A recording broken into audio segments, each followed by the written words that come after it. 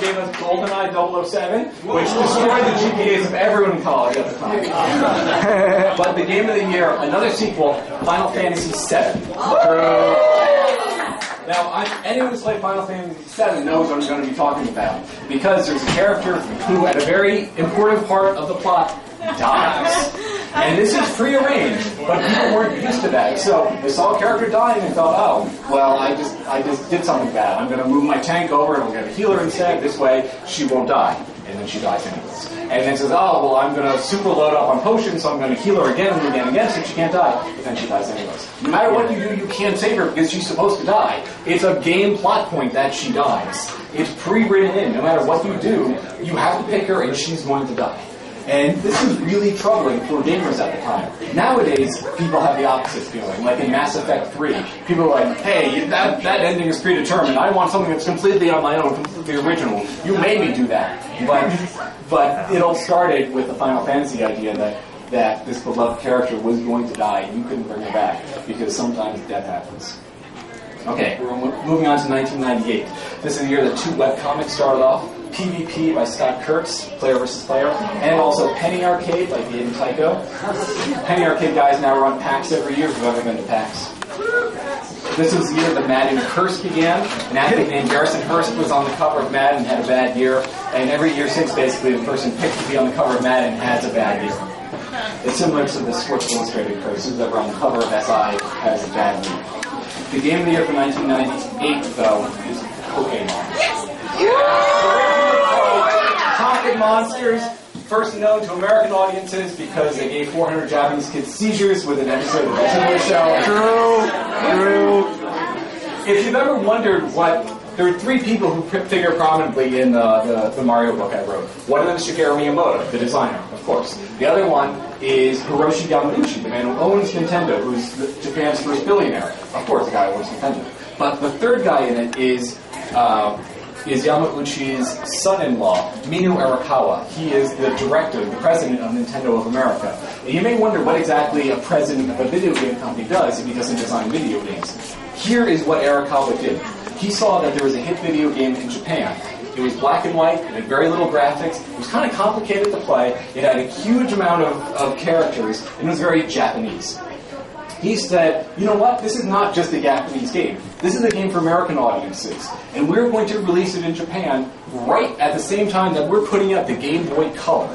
And what we're going to do is we're not going to colorize it. We're going to take this bad graphic, really kind of hard to play, really weird game. We're going to release it on American shores in black and white, and people are going to love it. And everyone said, you're ridiculous. We got to at least turn this into color because we have the Game Boy Color coming out. He said, no, black and white. People will like this in black and white. And he was right. Pokemon is now $1 billion industry, and it, besides the Game Boy Advance and the DS in a couple of years, is what brings in a huge amount of Nintendo's annual revenue. They're not sexy, well, they are fun, but it's not something that people like, in the game industry talk about that much, but Pokemon is the thing that holds Nintendo up ever since 1998. True. Okay, we're up to 1999, the year Naruto started. This is the year that Sega put out the Dreamcast, its best console and its last console. The game of the year for 99, though, is Tony Hawk Pro Skater. Yes. Now, there have been plenty of other skating games before, something like Skate or Die and 360 or 720. They're not that good. What Tony Hawk did is, when you're skateboarding, you're not actually trying to do anything. You just have a bunch of library steps, and you're trying to land a move. You're trying to, ollie down the stairs, or you're trying to grind, and normally you'll fall down. But sometimes you make it, and that's neat. And they found a way to translate that into a video game where there's all sorts of patterns in each one of the levels. 5 minutes. Okay. We have 5 minutes, so I'm gonna go to the bonus round. We're gonna talk very fast for the next 10 years, which is basically everyone's lives. Okay. Okay. No, I'll go fast, but not hopefully. Okay, I'm just gonna go on. Okay. 2000 was the year the PlayStation 2 came out, which was a huge game-changing thing. They made Sony the dominant console for about 10 years, but they didn't have any good games the first year, so I can't mention the PlayStation 2 game. The game of the year, though, is The Sims, a PC game, which took over from the missed spot as the most popular video game of all time. There were 100 million copies of The Sims sold. And the big thing for us nowadays is this started the idea of downloadable content. Now, this was before it was downloadable. You had to go to the store, and you would buy a $20 expansion pack. And the $20 expansion pack was like a dog and a pet store, which was ridiculous. You should get this for free. But they found a way to get people to charge $20 for it, and they found a way to get people to pay $20 for it. And every couple of months, they put out another downloadable content piece. And that's when video game companies realize, hey, when we sell you a game, that's not the beginning and end of the transaction. That's the beginning of hundreds of dollars you're going to be paying us for this video game. Okay, we're on to 2001. Highlights of 2001. This is the year the iPod first came out, the year the Harry Potter and Lord of the Rings series came out, the year of 9/11, of course, the year that the Xbox and the GameCube came out, the year of Halo. But the game of the year, unfortunately, isn't Halo. The game of the year is Grand Theft Auto 3. The first true great sandbox game. Now, sandbox game means you can do anything. You can just run around. You don't need to follow the missions. But this isn't really a true sandbox game. Here's what you can do in Grand Theft Auto 3. You can kill people. You can beat them up. You can steal their cars. That's about it. You can't do anything nice to people. You can't give people money. The most you can do is leave them alone. Now, this may seem like, oh, you can't do anything but mean. That's awful. But that is kind of putting you in the mindset of a career criminal. There's no good option for you out there other than to steal people's money and beat them up and take their cars. So, it was a sandbox game, but it was a sandbox game that only let you do evil. So, it's kind of no surprise when after playing Grand Theft Auto, and you're driving down the street, you see someone walking on the sidewalk, you think, oh, I'm going to hit them. Wait, this is real life.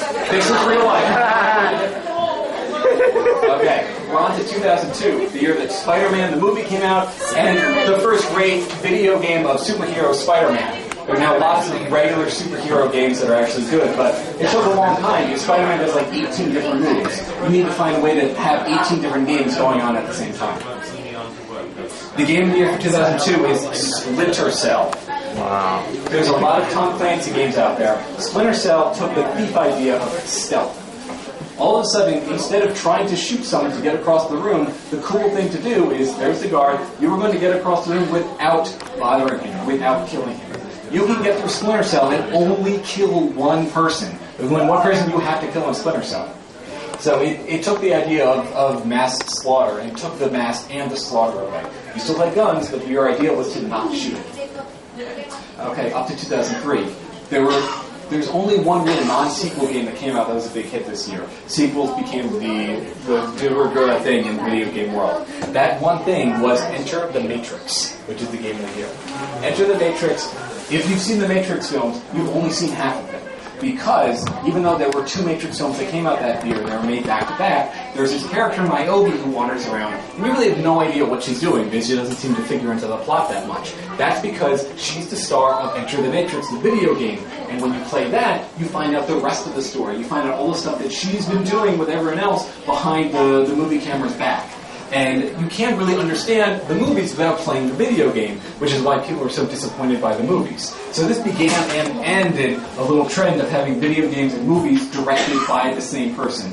There's only one other time it happened again. Peter Jackson directed the King Kong video game, where if you played it through twice, King Kong actually lives and climbs down off the Empire State Building and goes back to Skull Island, which is neat. Okay. Sorry, spoiler alert for an 80-year-old game. Okay, on to 2004.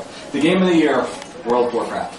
Yeah. I don't need to explain why, because everyone knows someone who's addicted to World of Warcraft, who's gone up to like level 60 and then level 80 and then level 100, and then they think they're out and they find out that it's up to 110 and they go back in. I read a book about Warcraft called The Warcraft Civilizations. The idea behind it was a sociologist was studying Warcraft the way that you would study like a remote tribe in like Papua New Guinea, which was great until he mentioned like, I wanted to find out about the Dark Elves, so I got it from level 30 as a Dark Elf. Like, wait a minute, you got it with level you're just playing video games at this point. You're just doing this for fun. I mean, you're writing about it, but you know, you're not doing sociological research. You're playing video games. Okay, 2005. It's speeding right through. The game of the year is Guitar Hero. Guitar Hero started the music game genre, which had been around with things like Moonwalker and things like that, but this is the first time where you were tapping to make the music happen, but you're also strumming to make it seem like you were playing a real guitar, and no, it's not at all like playing a real guitar. But the key thing with Guitar Hero was that they did stuff to the music. So if you're listening to a song and you're playing correctly, you hear the song. If you start playing incorrectly, the song sounds like crap. They found a way to record like 8 different versions of the song that would always sound bad unless you played correctly. That set up this inherent reward schedule. You wanted to hear the song correctly. You wanted to get all the way through without the sounds. Okay. Not just dubs. Okay, we're on to 2006, the year of Gears of War, the year of Brain Age, the PlayStation 3 and the Wii came out, which leads us to the game of the year, Wii Sports, which, believe it or not, is the most popular console game of all time. It sold more than even Super Mario Brothers. That's it was a pack-in game. And can anyone name all 5 Wii Sports sports? Baseball and golf. Okay, there we go. All 5. We got all 5. So it took 5 okay games, 5 pretty good games to put them all together. And it started a whole new idea of motion gaming. For 30 years, we've been doing this if we wanted to shoot a gun, and this if we wanted to swing a tennis racket, and this if we wanted to hit a baseball. But now we're doing this. And the Kinect came out a year or 2 ago, which wasn't as popular, but Microsoft for years was saying Nintendo wasn't a real competitor, the Wii isn't a real game console, right up until they came out with their own version. Okay, we're on to 2007. The game of the year, Portal. Yes. Portal showed that just because there had been repetitive games the last 20 years, there weren't still new things to do. Portal is a game that could be an Atari 2600 game. It's so simple. The idea is you have a gun, you shoot one here, you make a door, you shoot the other one, you make the other side of the door. You walk in that door, you come out that door. If you put the door in the ceiling, you walk through it and you fall down. There's all sorts of traps that you can eliminate. You can push things through the door and get it over there. There's an endless variety of things you can do with Portal, and it could have been done in 1987, but it took until 2007 for people to finish it.